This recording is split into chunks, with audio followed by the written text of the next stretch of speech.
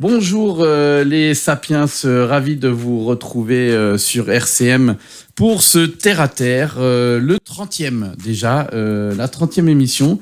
Toujours aussi ravi de faire cet exercice avec vous, de vous retrouver sur cette onde 97.6. Comme vous le savez, je l'espère maintenant avec quelques fidèles et de plus en plus de vues sur Facebook. Donc merci bien et merci à tous pour ça. Vous pouvez déjà savoir que vous retrouvez toutes les émissions sur la page Facebook de la radio et maintenant aussi sur une application. Donc si vous êtes connecté et si vous êtes à l'aise avec tous ces équipements, et ben vous pouvez retrouver RCM Association sur une appli et comme ça vous avez votre radio dans votre poche, dans votre téléphone. Et aujourd'hui, j'ai une invitée qui est venue au studio de Saint-Dié avec Anne. Bonjour Anne. Bonjour.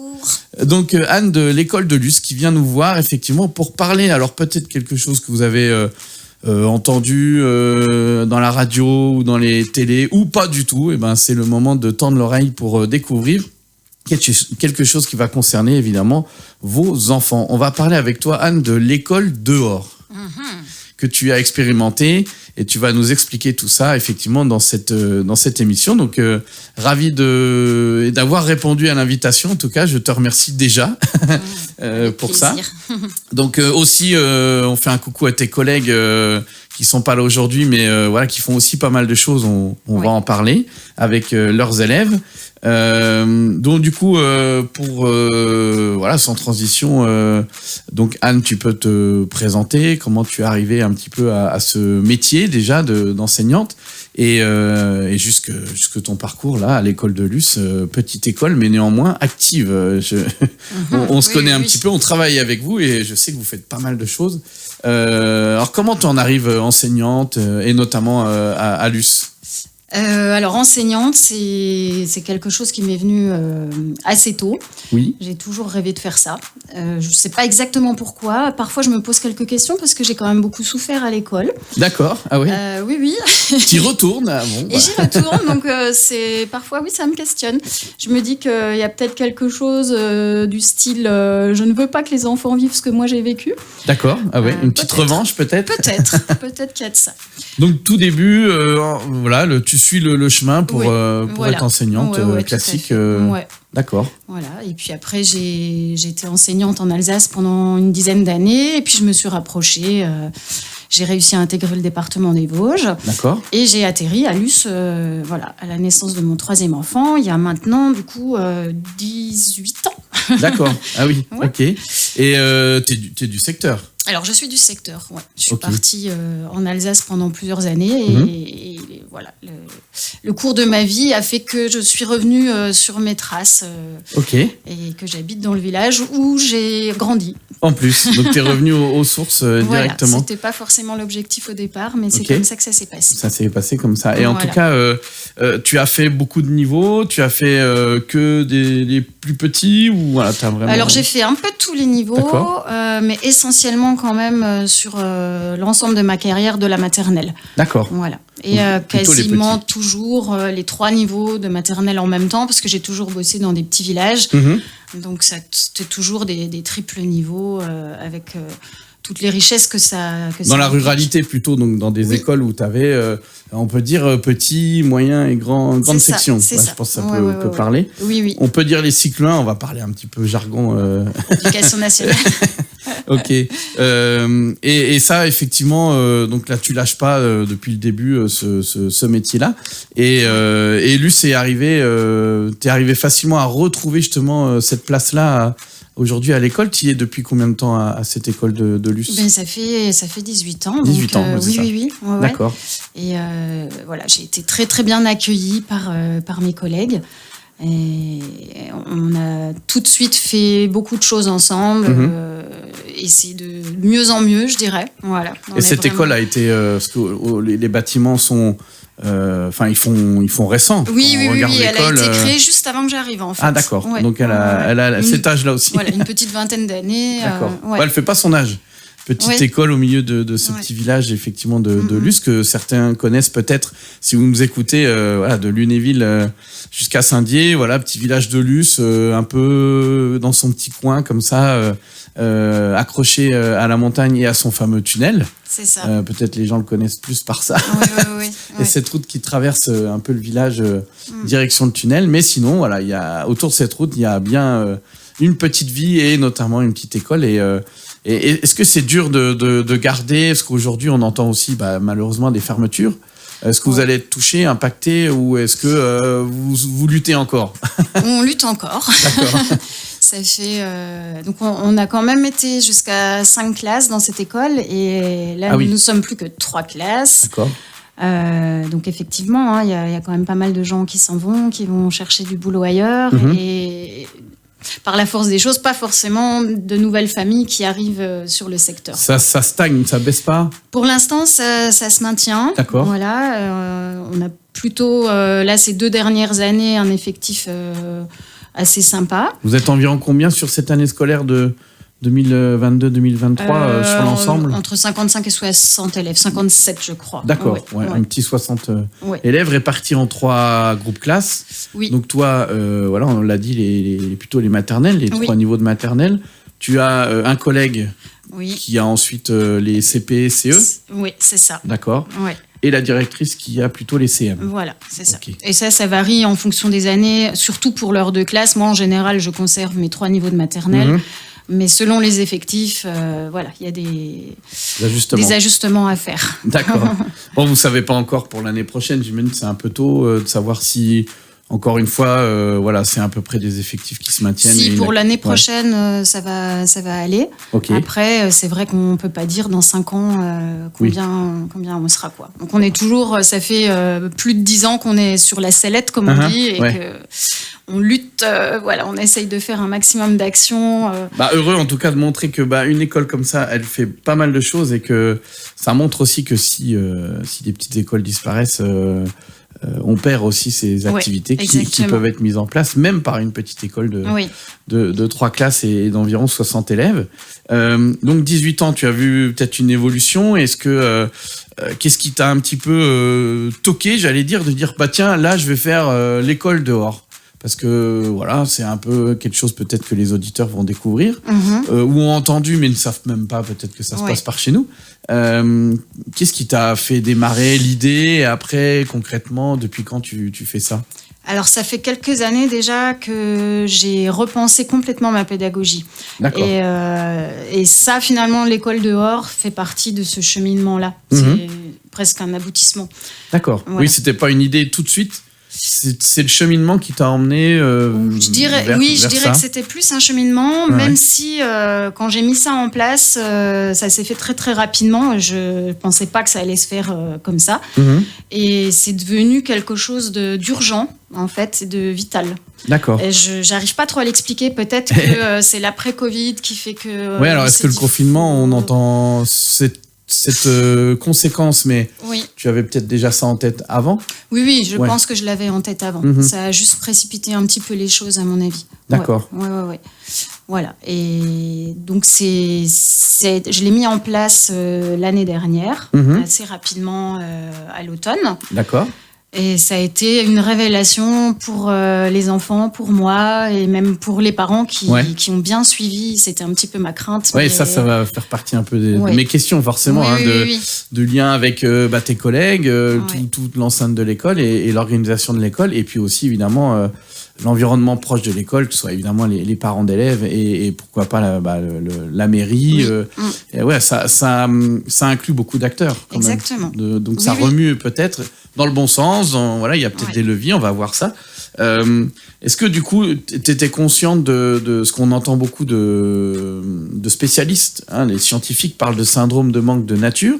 T'en avais conscience ou c'est aussi quelque chose que tu as découvert par ton cheminement, par tes recherches, ça, ou est-ce que tu en avais déjà vécu par des anecdotes avec tes élèves? J'avais remarqué effectivement que bien que les enfants vivent dans un monde rural proche de la nature, tous n'allaient pas forcément faire des balades. On n'est pas en plein centre de Strasbourg ni de Nancy et encore moins à Paris. Mais donc, tous les enfants n'ont pas un potager, un jardin, et les parents n'ont pas forcément...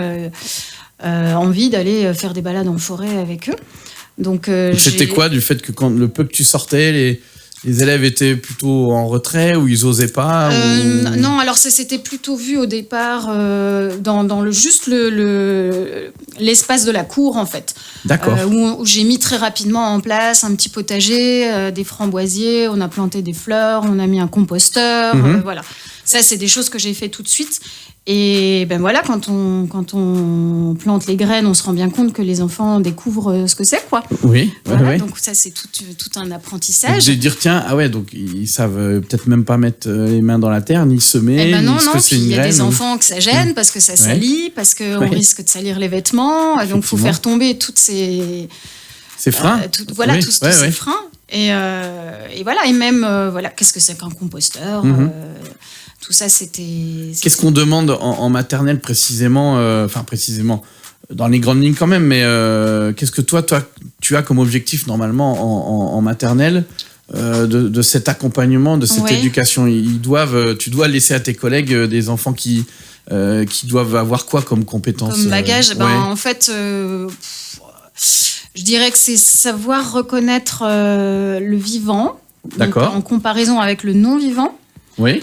Ensuite, c'est comprendre l'évolution d'une petite graine, par exemple, jusqu'à l'arbre ou jusqu'au plant qui va nous donner des fruits, des fleurs. Enfin, la finalité, l'évolution, le cycle de vie d'une plante, par exemple. Le cycle de vie d'une plante, le cycle de vie aussi d'un humain.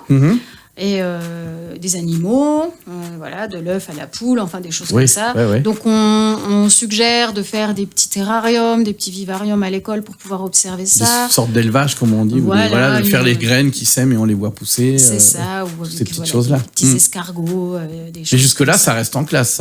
Tout ça, c'est en classe. Toujours des petites expériences qu'on peut faire, mais ça se fait en classe en général. Voilà. Donc c'est assez... Il n'y a pas énormément de choses dans les textes, en fait. Qui demande...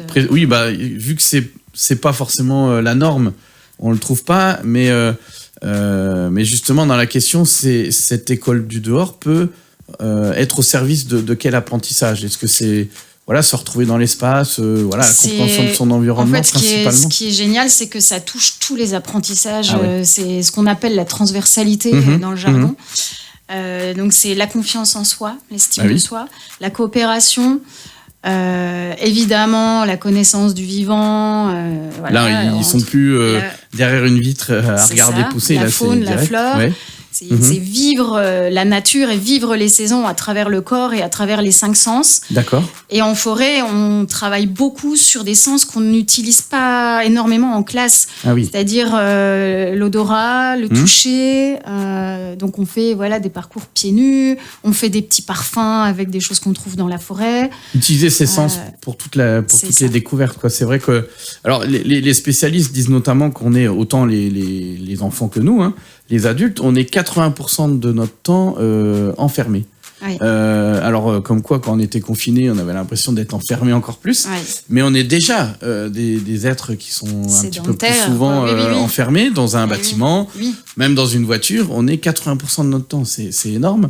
Et donc, 20% potentiel dehors, et encore, faut voir quel dehors on est au contact.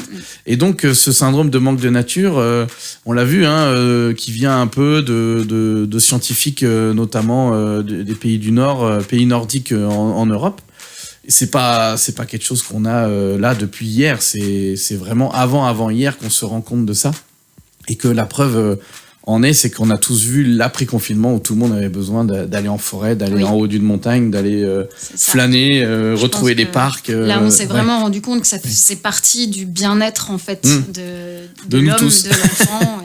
C'est ça, on est des êtres qui vivent dehors, donc il faut aussi être au contact. Et j'ai même entendu dire que le fait que les plus jeunes soient dehors, ça apporte aussi beaucoup de connexions, beaucoup de grandir quelque part et de vraiment, comme tu dis, tous les apprentissages, de même tomber, de grimper, de gratter, tout ça apporte beaucoup de connectivité, de création de synapses, on va dire. Oui, exactement. C'est ça. Et on dit aussi que le fait d'apprendre de vivre dehors et d'apprendre forcément des choses dehors, ça permet d'ancrer les apprentissages profondément, en fait. Ouais. Voilà, ça c'est... Et tes collègues verront peut-être l'effet plus tard quand ils vont, les récupérer derrière, vu que c'est assez récent. Donc on va en reparler effectivement de ton expérience précisément, parce qu'il n'y en a pas que toi qui le fais, heureusement. Il y a d'autres expériences. On a vu ensemble, hein, voilà, nos voisins de Bourgogne-Franche-Comté et puis ailleurs. Voilà, ça commence à devenir de plus en plus. Oui, même dans les villages proches d'ici, j'ai 2 collègues qui font ça aussi. C'est vrai qu'on en entend beaucoup, nous, à l'association, etc. On propose d'accompagner, enfin de guider. D'ailleurs, une de mes collègues t'a aussi un petit peu accompagné sur certains aspects. Oui. Et tant mieux, nous, quelque part, on espérait que notre métier d'éducateur environnement, en fait, soit très différent, ou voire n'existe plus, mais soit très différent que d'apporter des fois peut-être des choses hyper simples, hyper basiques sur l'environnement. On peut collaborer pour aller un peu plus haut, quoi. Ça c'est sûr. Ça passe tellement vite, on fait une petite pause musicale. Alors on avait plusieurs choix. Tu m'as parlé d'un certain John Mayer, c'est ça? Oui. Que tu adores. J'aime beaucoup. Alors, son titre, c'est New Light. On écoute ça? Oui. Eh ben, c'est parti et on se retrouve juste après, évidemment. Alors, on se retrouve pour cette deuxième partie de Terre à Terre. Merci à vous si vous êtes encore là. Si vous nous rejoignez, je suis avec Anne Marbach-Daillot de l'école de Luce. Et on parle effectivement de l'expérience menée depuis 1 année et demie scolaire, à peu près, de l'école dehors, où toi tu l'appelles comment communément? Tu l'appelles l'école dehors, l'école de la forêt, ou c'est juste... On dit l'école de la forêt, en fait, mais on lui a donné un nom à notre école, on l'appelle Bubble Trees. D'accord, voilà. Et en fait, c'est un petit prétexte pour parler un petit peu anglais, donc voilà, quand on est là-bas, on essaie de... Et voilà, on voit le lien, effectivement, avec ça, donc super. Alors, tu m'avais donné des petits éléments, alors on voit super, là, vous voyez pas forcément, mais on a des petits films, des photos, et ça donne vraiment une super idée de ce que ça peut être. Et je peux vous assurer que ça donne envie de retourner presque à l'école. C'est ce que me disent les parents des enfants. Ah voilà, totalement. Alors, je vais, pour ceux qui sont les plus, on va dire, les plus assidus, remettre la petite vidéo. Vous verrez sur Facebook, parce que je vous rappelle que les émissions en fait de RCM passent sur Facebook.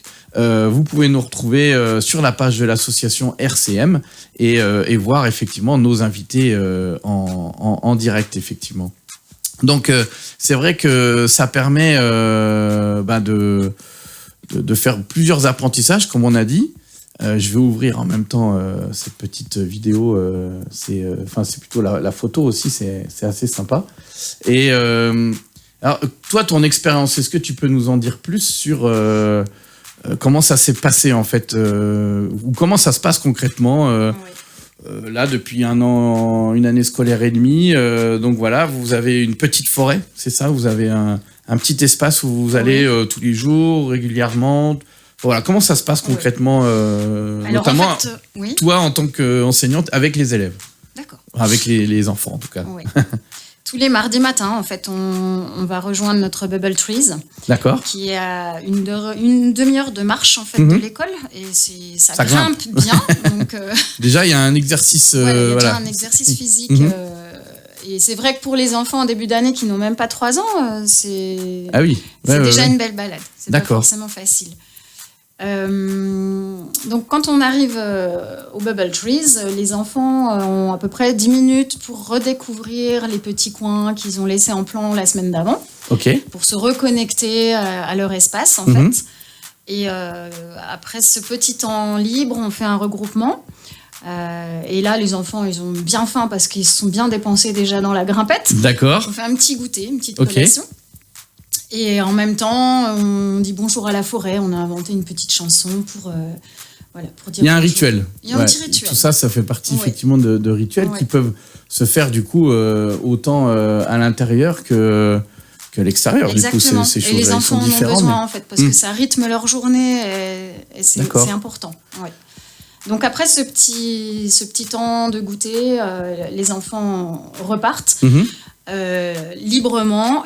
En général, c'est vraiment, pour moi, c'était important en fait que ce temps de forêt soit un temps d'apprentissage libre. En fait. Oui. Voilà. Activité libre, mais entre guillemets accompagnée et encadrée évidemment. Ouais. Donc en fait, quand on fait l'école dehors, il faut repenser notre statut, notre posture d'enseignant, et on n'est plus dans quelque chose de frontal en fait, où on dispatche quelque chose, un savoir, voilà. Ouais. On est là pour... C'est moins le donneur de leçons, si j'allais dire, allez, on va faire ça, on va faire ça, puis on va faire ça, puis on va faire Exactement. Ça. Exactement. Donc là, les enfants sont vraiment libres de leur apprentissage, et on est là pour les accompagner, pour rebondir sur ce qu'ils proposent, pour certains rassurer, parce qu'au début, certains, c'est un espace qu'ils connaissent pas, ça les angoisse quand même. Des remarques, des questions que tu peux, toi, t'accrocher pour le reste de la semaine aussi, pour revenir peut-être sur des choses aussi, sur toutes leurs interrogations, quoi, sur, exactement. ou leur inquiétude. Ou leur inquiétude. Ça gratte, ça pique, j'ai peur de ça. C'est ça, Et puis en général, donc moi je propose 1 ou 2 activités.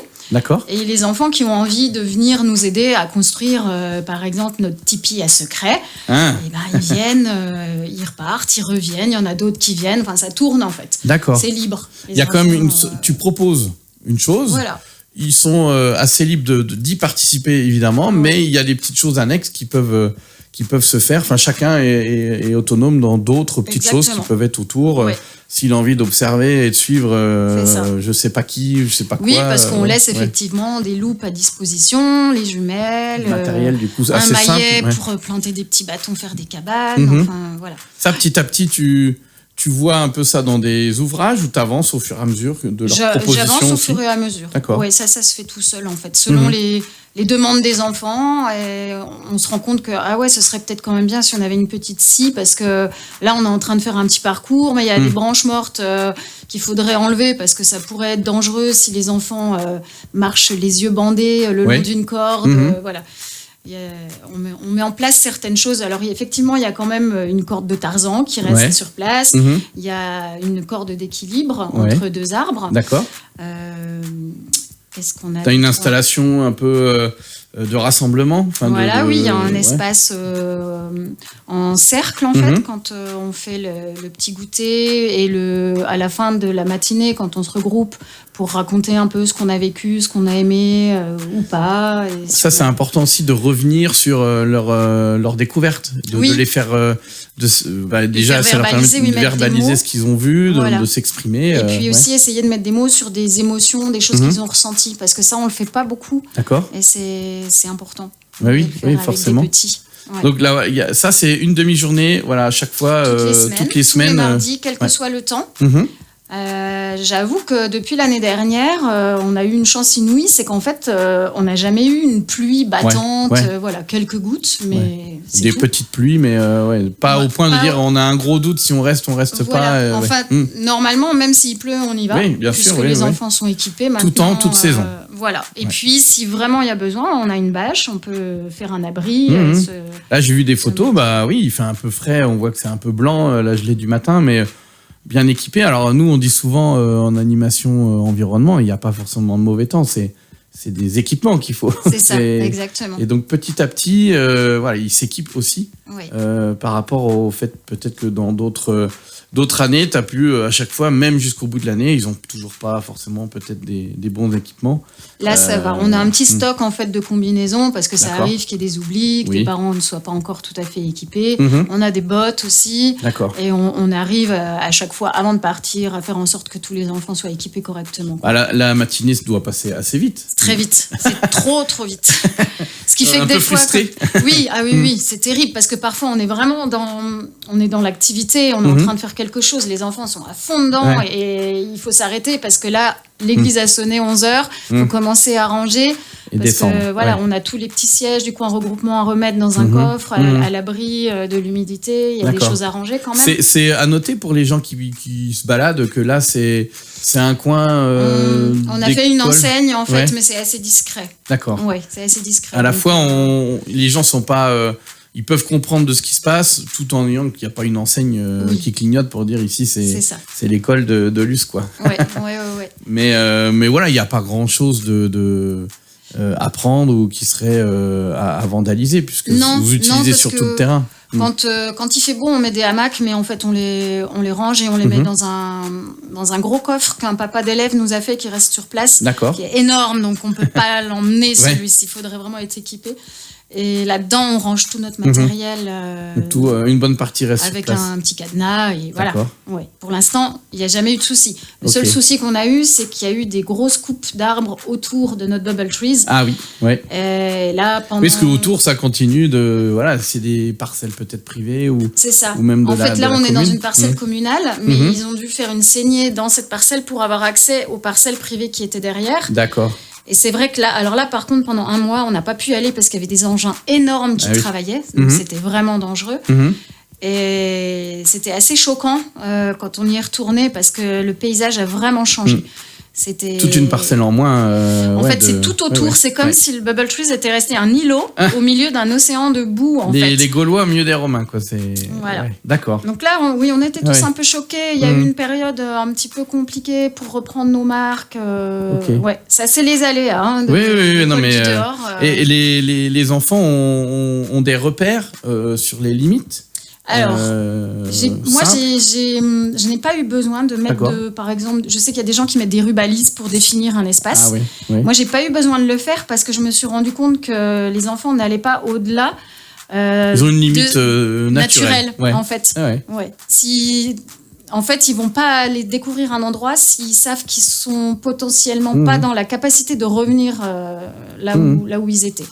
Alors, il y a un instinct qui est là. Et qui, il faut juste faire confiance, c'est ça qui est compliqué au début. Je sais que j'ai discuté avec d'autres collègues qui aimeraient se lancer, mais ça leur fait très peur de ne pas voir les enfants tous en même temps. Et effectivement, alors il faut faire confiance et se dire que on ne les voit pas tous parce que...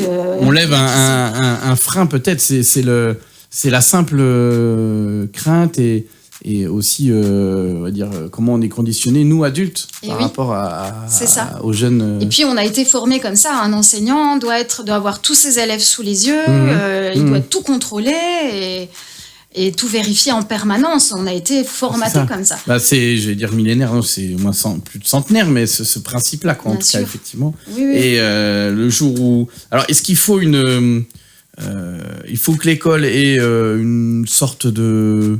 je pose un peu des questions peut-être que certains peuvent se poser. Est-ce qu'il faut qu'ils aient une assurance spécifique? Est-ce qu'il faut que les parents aient quelque chose en plus? Ou de toute façon, ça fait partie de l'activité de l'école et un enseignant a le droit de sortir tout seul avec sa classe? Et ça, c'est-à-dire c'est pas d'hier, ça a toujours été la possibilité. Alors effectivement, oui, il n'y a pas de législation particulière par rapport à ça. Il y a déjà des assurances de toute façon. De toute façon, il y a une assurance.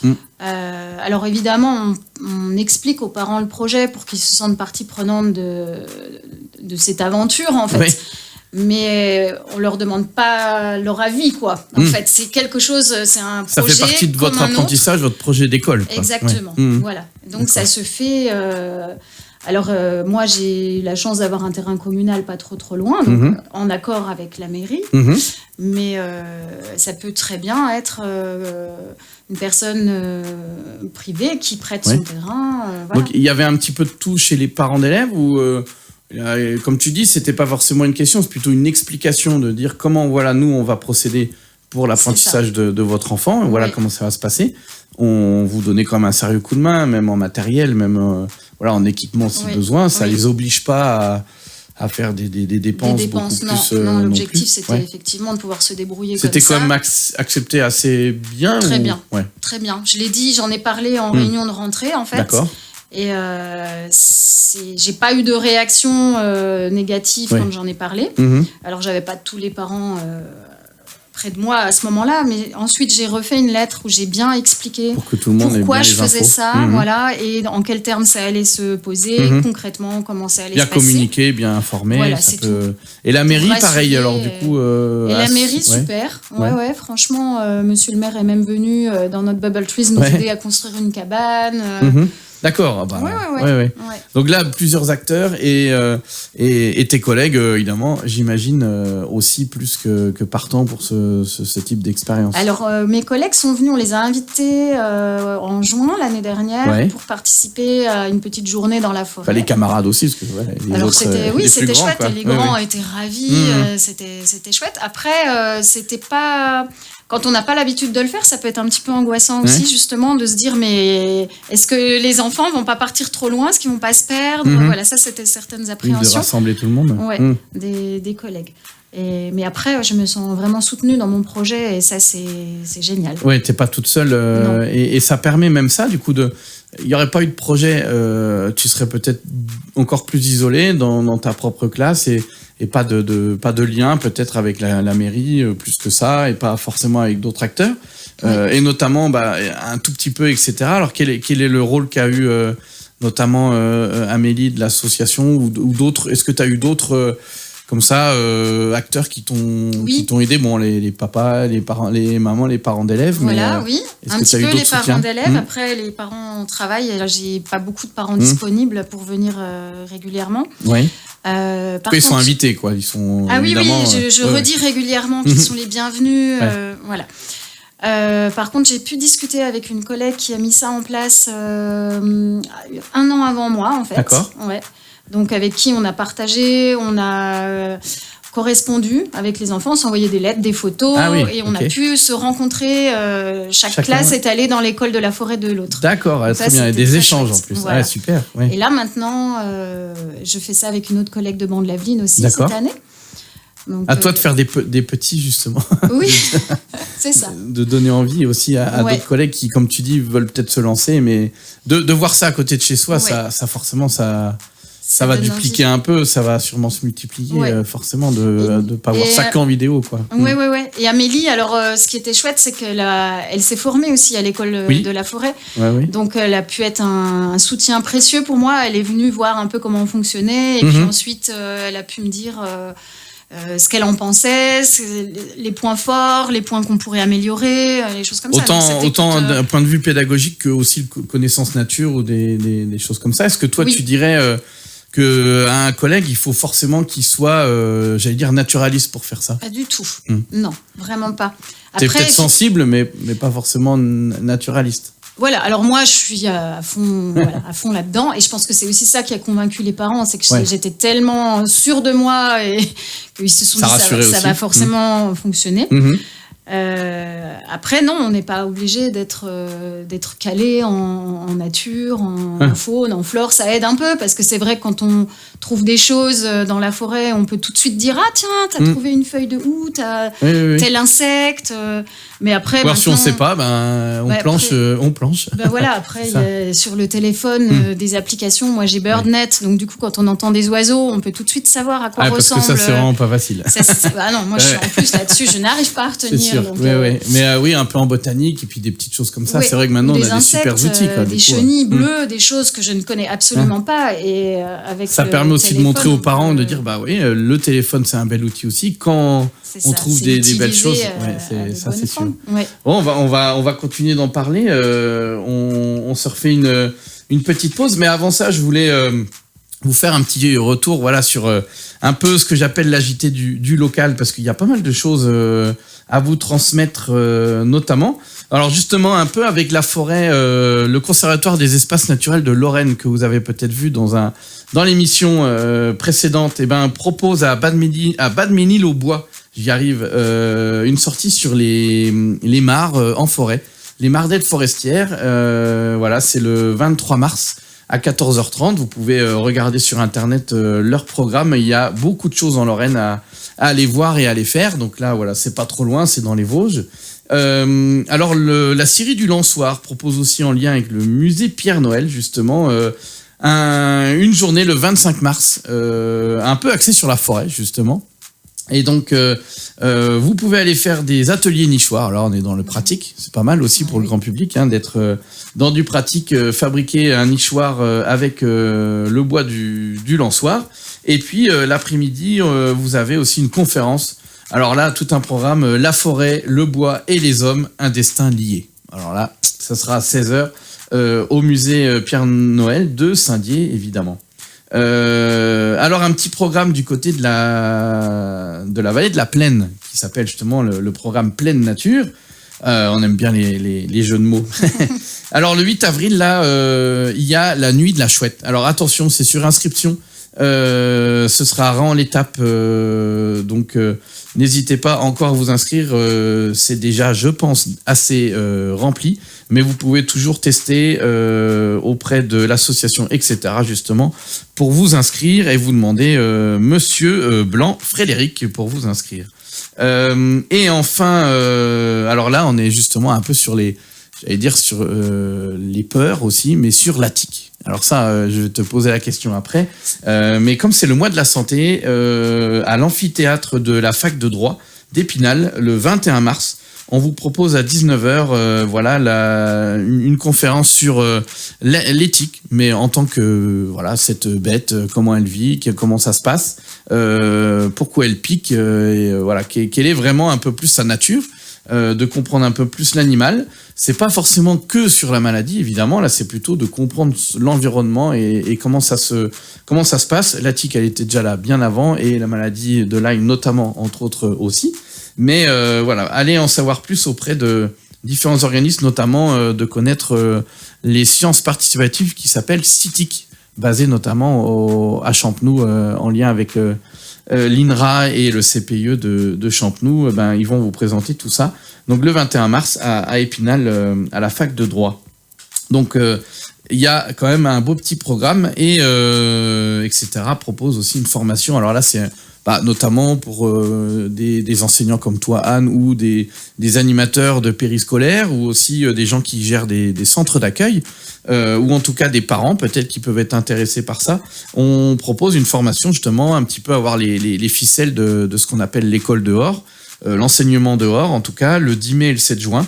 Vous pouvez vous inscrire, c'est les 2 séances à suivre, et justement c'est animé par Amélie, ma collègue de l'association. En tout cas, voilà un beau petit programme à suivre. Je reviendrai un peu sur justement peut-être les freins aussi que tu as eu et ce qui a permis d'avancer dans le projet. Avant ça, on va se faire une petite pause quand même de musique. Alors là, tu as choisi, alors je connais pas pour être honnête, Angus et Julia Stone. Oui. C'est ça. Alors le titre c'est Big Jet Plane. C'est ça. Eh ben super. Allez, on va découvrir ça. Si vous connaissez déjà, c'est pour le plaisir des oreilles. On se retrouve pour cette petite et 3e partie de Terre à Terre. Il nous reste encore 5 énormes minutes, on va dire, un petit peu plus pour terminer cette émission sur le sujet de l'école dehors. Alors si vous avez un petit peu loupé, notamment l'expérience de Anne à l'école de Luce, avec les plus jeunes, les maternelles, tous les mardis matins, ils se retrouvent dans effectivement leur petite bulle de forêt. Et du coup, cette expérience-là, déjà, t'envoie déjà des effets. Mais on parlait d'un rendez-vous notamment sur la tique, mais est-ce que qu'est-ce qu'il y a aussi pour à la fois rassurer, ou qu'est-ce qu'il y a eu comme frein encore que tu peux peut-être encore avoir à lever par rapport à ce projet-là? Est-ce que tu as eu beaucoup de freins ou pas tant que ça en fait? Non, en fait, j'ai pas eu de frein. Le plus difficile était finalement de trouver le terrain, et ça s'est fait très rapidement. Ouais. J'ai été voir en mairie, j'ai trouvé un plan du cadastre, et puis on a regardé ensemble les parcelles communales. Je suis allée voir sur le terrain, et ça tombait bien, c'était un endroit où on allait quand même très souvent en balade. Déjà, à proximité de l'école, donc c'était déjà quelque chose que... Voilà, et donc là, un gros coup de cœur, parce que le lieu semblait nous attendre en fait. Il y avait tout ce qu'il fallait pour faire notre petit coin regroupement en rond, un énorme chêne pour marquer l'emplacement du Bubble Trees, et tout était là pour que les enfants puissent en profiter pleinement. D'accord. Plein d'essences d'arbres différentes. Enfin, vraiment, et tes collègues d'autres écoles, on peut espérer, ça reste aussi quelque chose de facile à mettre en place pour eux sur d'autres communes. Oui. Pareil. Oui, et les autres, par contre, ont énormément de parents qui accompagnent, qui donnent un coup de main, voilà. qui sont d'accord et qui même encouragent cette démarche. Ouais. Ah, super, alors on va plus que... Donc là, avec des cours aussi d'école qui petit à petit deviennent de plus en plus vertes aussi en parallèle, donc c'est aussi une première façon d'approcher ça, d'être déjà dans une cour d'école un petit peu moins bétonnée, un peu moins goudronnée. C'est un premier pas peut-être pour certains enseignants et après d'aller... Certains disent que voilà, la première chose qu'ils vont faire, pour certains c'est compliqué d'aller trouver un coin de forêt, ça veut dire prendre un bus, c'est quand même... là, il faut écologiquement parlant, c'est pas forcément génial et en plus c'est compliqué, ça prend beaucoup de temps. Donc certains vont juste aménager la cour en fait en terrain de jeu nature en fait. Et de terrain de découverte aussi, un peu plus d'observation, de découverte. Déjà les composteurs ou des arbres un petit peu plus présents. C'est ça, ou ramener de la terre et pouvoir laisser le vivant s'installer, quoi. C'est ça, déjà en sciences et vie de la terre, on y gagne déjà un petit peu plus. C'est génial. Alors j'ai retrouvé une définition notamment partagée par peut-être certains réseaux sur l'éducation à la nature, à l'environnement. Donc l'école dehors, à ce qu'on voit, ça désigne un concept pédagogique dans lequel l'enseignement a lieu régulièrement dans un espace dit de nature, naturel ou culturel de l'école. Est-ce que tu es d'accord avec ça comme définition?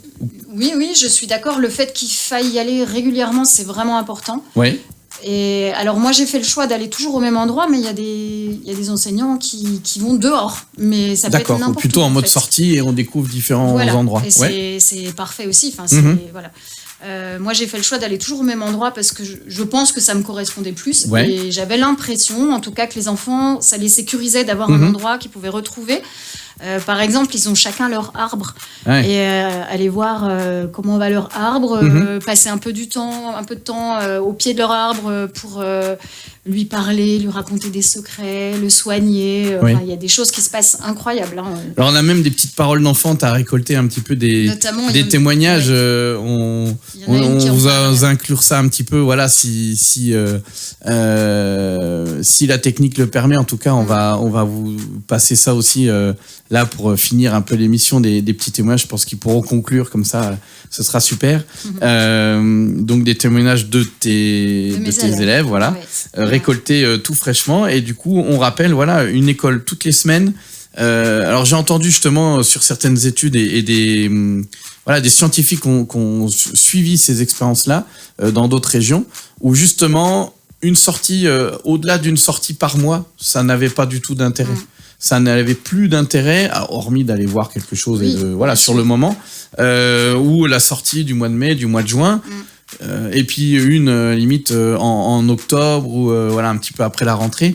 C'est très peu en fait, c'est pas assez pour qu'il y en ait, qu'on récolte un bénéfice par rapport à l'apprentissage, par rapport à tout ce que tu as annoncé dans les intérêts de faire ça. Donc c'est vraiment régulièrement, allez, au mieux c'est vraiment quasiment une fois tous les mois, grand maximum, parce que sinon une fois par semaine, c'est sûr que c'est génial. C'est génial et c'est trop peu même en fait. C'est pour ça que moi on avait un jardin partagé à l'école de Luce et qui finalement a été abandonné par mes collègues parce que un petit peu compliqué à gérer, parce que pas tout près de l'école, etc. Et nous on le récupère, ce qui fait que le vendredi on va aussi au jardin de l'école. D'accord. Et on fait d'autres choses, mais on est dehors. Oui. C'est un autre espace, mais c'est un espace proche de rivière. Mais c'est aussi, c'est ça, proche de la rivière, dans lequel il y a eu déjà plein d'études avec les collègues sur la biodiversité. Oui, parce qu'il faut dire aussi que tes collègues n'en restent pas là. Ils font aussi beaucoup d'autres projets, découverte de la forêt, jardiner. Les sciences participatives aussi, compter les vers de terre, les oiseaux de la cour, tout ça. Donc il y a vraiment une continuité et des projets, du début à la fin. Et alors on peut même aussi informer, alors s'il y a des dirigeants au niveau du collège ou des enseignants, il y a une porte d'entrée qui peut être intéressante, c'est ce qu'on appelle les aires terrestres éducatives. Quelque part, c'est un peu ça. Tu as une aire terrestre forestière et ça permet d'éduquer et d'informer et de faire vivre plein de choses.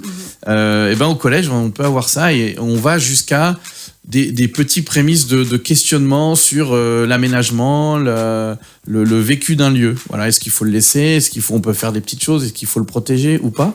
Et donc, toute cette question-là, et évidemment, le découvrir. Donc, aller voir s'il y a des espèces particulières. Et donc, c'est une vraie belle porte d'entrée, les aires terrestres éducatives. Donc, c'est l'Office français de la biodiversité qui gère ça.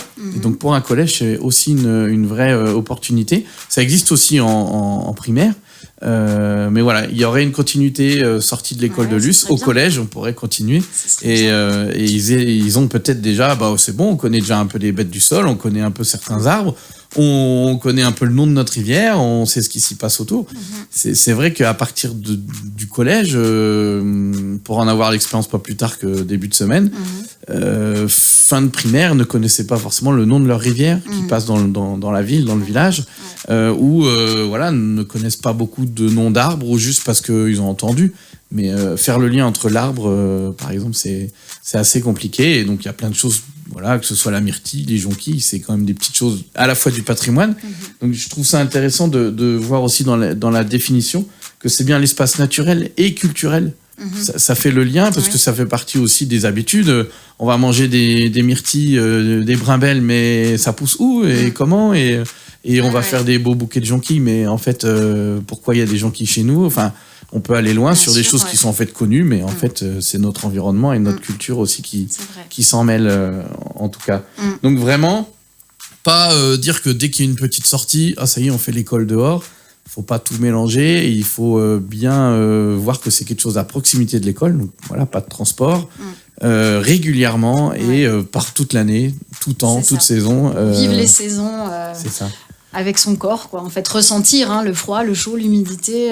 Oui, si on est toujours un petit peu dans quelque chose d'enfermé, on n'a pas toutes ces capacités, ces compétences qui sortent de chacun. Et il faut commencer. Il faut commencer tôt. Ouais. Donc, c'est ce que tu fais. Et en tout cas, merci beaucoup. On va laisser un petit peu de temps pour les paroles d'enfants. J'espère voilà, que vous allez pouvoir écouter ça. Et puis, je te remercie grandement de ton témoignage, en tout cas. Merci à toi. Et j'invite aussi à dénoncer d'autres écoles. Si vous voulez aussi témoigner et revenir sur Terre à Terre, il n'y a pas de souci. Plus on en parlera, et mieux ce sera. Je vous laisse à vous, les sapiens. Reprenez peut-être une vie normale, si je peux dire. Et puis, on se retrouve dans 15 jours pour un nouveau sujet. Alors là, peut-être rien à voir, mais on va parler justement de la qualité de l'air intérieur. On vient de dire qu'on est beaucoup enfermé. Il faut aussi se préserver de cette qualité de l'air. Mais j'allais dire, la meilleure, c'est d'aller dehors. En tout cas. Merci encore une fois, Anne. Et puis, on salue l'école de Luce pour ce beau boulot. Merci à vous. Au revoir.